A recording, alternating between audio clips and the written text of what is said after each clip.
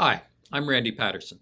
On this page, I've posted pieces on various topics related to psychology with an emphasis on mood and anxiety, mental health policy, difficulties at the transition from adolescence to adulthood, and ideas related to my books, How to Be Miserable, 40 Strategies You Already Use, How to Be Miserable in Your 20s, and The Assertiveness Workbook. And I try to keep track of people's comments and interests and respond where I might have something to say. So here's a comment that came in recently. I really enjoy watching your videos. Well, of course you do. They're really insightful. Oh, you're so insightful for realizing that. You should do videos on issues particular to the LGBTQ community. I think a video on your insights in regard to internalized homophobia would be great. It could be insightful. It's not entirely sure there. Could be insightful coming from an LGBT psychologist. Well, that brings up the broader topic of LGBTQ issues, which may or may not be the focus for a lot of people who come here.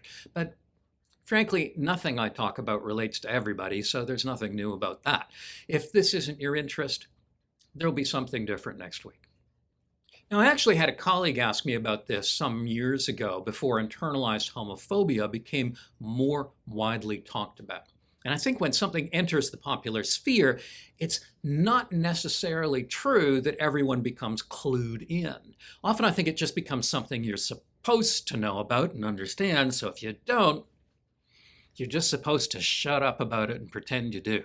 So in some ways, I find myself wondering if we're ever really that much further ahead. We just have a longer and longer list of things that it's no longer safe to talk about. Which is where videos like this come in, because I can ask all the stupid questions for you, and nobody except your Google history will know you looked here to find the answers. So, anyway, this therapist was a bit vague on the concept. He got how straight people could have a lot of negative attitudes about being gay. No mystery there. You're practically taught to do it. Oh, gay people are like this, and like this, and like this. Well, isn't it awful? And because you may or may not know many gay people yourself, what else are you supposed to think? You know, they're aliens from outer space who eat babies' brains at night and worship Satan. Well, okay, so that doesn't sound great, so I guess I won't like them. But what if you're gay yourself? You would know that all this stuff isn't true because it isn't true of you or any of the people you know. Presumably, you wouldn't be subject to the same societal distortions. As my colleague put it, how can you possibly be gay and anti-gay at the same time? Like we all know from Star Trek that you're not supposed to have matter and antimatter in the same room at the same time. It just does not go well together. Well, a big part of that answer is you start getting taught all this stuff about what gay people are like long before you know you're gay yourself. And things you learn early in life tend to get etched really deep. I was taught by my parents when I was 7 that if you start filling your car with one brand of gas, you had to stick with that brand or it would damage the car. My parents weren't exactly mechanics, you can tell. But I was 7. How would I know? That just got repeated so much that it became a kind of natural law, like gravity exists. And I think I was in my 20s looking for a particular kind of gas station when I stopped and thought, wait just a damn minute, that's crazy. But you don't usually examine the stuff you're taught from an early age. And many people are taught one way or another that being gay is not exactly the greatest thing in the world. And then it's only later that you realize, holy cow, I'm one of those people.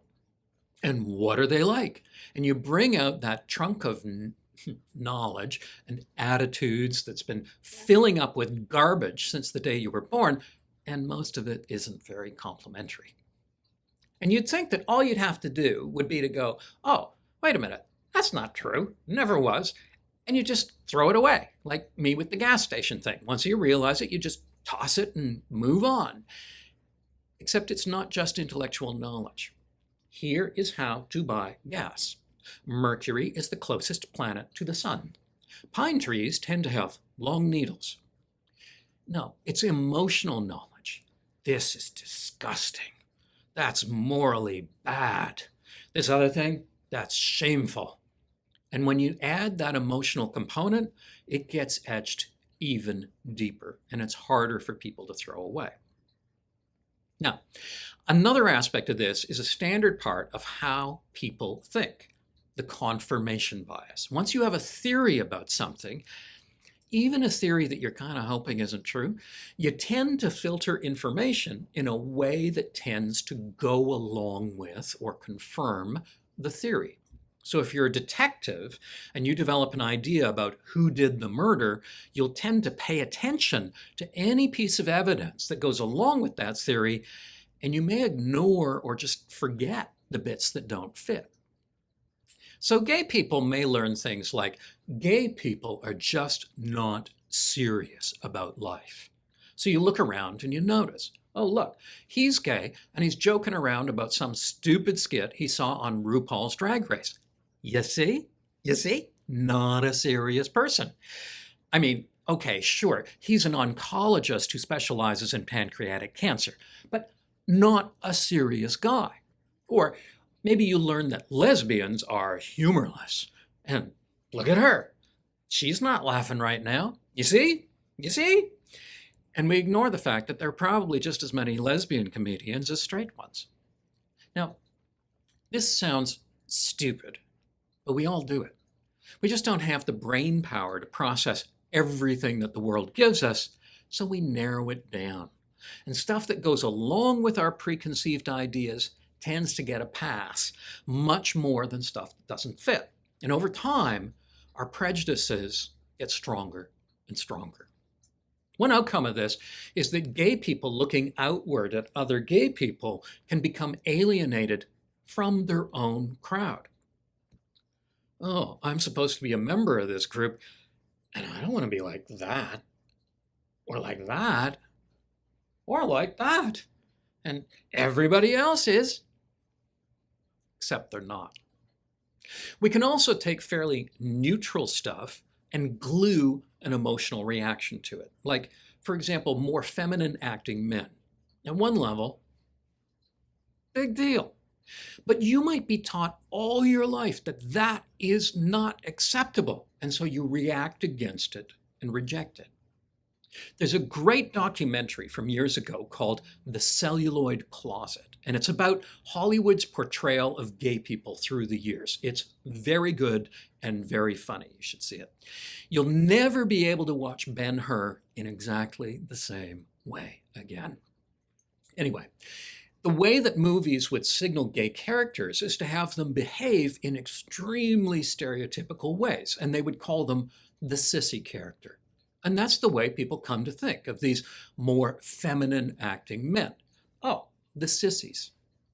Except when gay people started fighting back and saying, no, we are not going to be treated like this anymore. Who led the charge? You know, who was in those Stonewall riots, those early pride parades? Was it the gay soldiers? The gay cops? The accountants? No. To a great extent, it was the people who did not have the option of hiding who they were. They were the ones who had the guts to stand up, while many of the ones who had the option of hiding or passing as straight took it. The feminine men, the butch lesbians, the drag queens, the trans people, they were the front line, not the football players. It's 50 years later. They're still hiding. I've done a lot of diversity training workshops, and to a few, I've taken a t-shirt. I should have brought it. One of those, I'm not gay, but my boyfriend is kind of joke t-shirts that you used to see. And I've suggested to the straight men present that they consider how much guts they might have to wear that for a day, maybe around the office. And I asked them, how do you think the Vancouver drag queens get from home to where their show is? People just look confused, right? No, I don't know. Well, they walk right through downtown. And generally, that goes just fine. People just want to stop and talk to them or pose for selfies. But I challenge the tough guys in the room.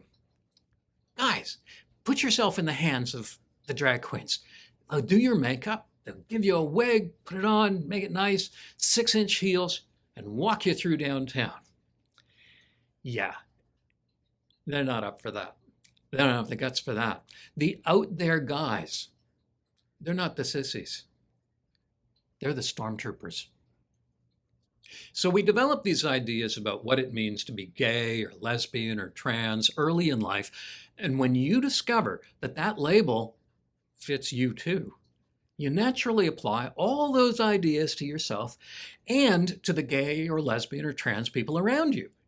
And there's a process of really opening your eyes and seeing how much of your attitude is being shaped by what's really there, and how much by the attitudes you've been taught by people who didn't know anything about the community, and being able to replace your preconceptions, not with an unrelenting positive view, but with the reality and the diversity that is there. And the fact that being gay does not mean you have to be like this and like this and like this, because there is every bit as much diversity between gay people as there is between straight ones. I remember when I was in my 20s being in a club with a guy who was just at the start of that process, and people were dancing and laughing and getting drunk, and some of them were dressed in really out there outfits. Why? Because they're in a bar. And he was just repulsed by it all. And he asked me, would you ever want to introduce any of these people to your family? So, and I said, well, which people? Like me? You think if we went into some other bar downtown, there wouldn't be any drunk people? Anybody trying to find a partner or a one-night stand? And then I started pointing around the room. That guy over there with his hand down his boyfriend's pants, he's a firefighter. That one is a dentist. That one drives a long-haul truck. This one works for Canada Post. He is a farmer in town to buy equipment. And that drag queen who poured your drink works at the Bay. And you see the little guy, the one with the little mustache turns up and the D'Artagnan frilly shirt? He's a hairdresser. And if I had to trust someone with a huge amount of money, he's the one I'd pick. He's also stronger than any of the rest of them. So is it possible to be gay and anti-gay at the same time? Yes. Coming to terms with this is a long process, but a hard one to do on your own. I think you can kind of learn it intellectually by hearing people talk about it, like here, for example, but it never really gets in there. Experiential learning is more powerful. Getting to know people and confronting your own prejudices and realizing you're wrong, and you're wrong again, and you're wrong again, and that's a really long process. Okay, so that's a little bit on internalized homophobia. I mentioned these diversity training workshops that I've done. I always found that people were just so afraid of saying the wrong thing or looking homophobic or just stupid, that they were reluctant to ask a lot of the questions they had. So I always put out question cards at every seat before people show up. And I have big envelopes around the room for them to stuff the cards into. And then I take them out and read them, usually in the second half of the program. And that way they can ask what's really on their mind anonymously. By the way, this is a great technique if you're ever doing any form of diversity training or God knows anything about sexuality. There's only one thing I don't reveal at those things. Something I just don't tell them. I keep the cards. I've kept them for years. I've got hundreds of these things. So every so often I'll take one out and I'll do a post on it here. And don't worry, most of my work is on other stuff. So if LGBTQ issues are not your interest, or even if they are, but you want other stuff as well, this is only a now and then sideline. Consider subscribing, and my books, How to Be Miserable, 40 Strategies You Already Use, and How to Be Miserable in Your 20s can be found at bookstores and the usual online booksellers. See you again.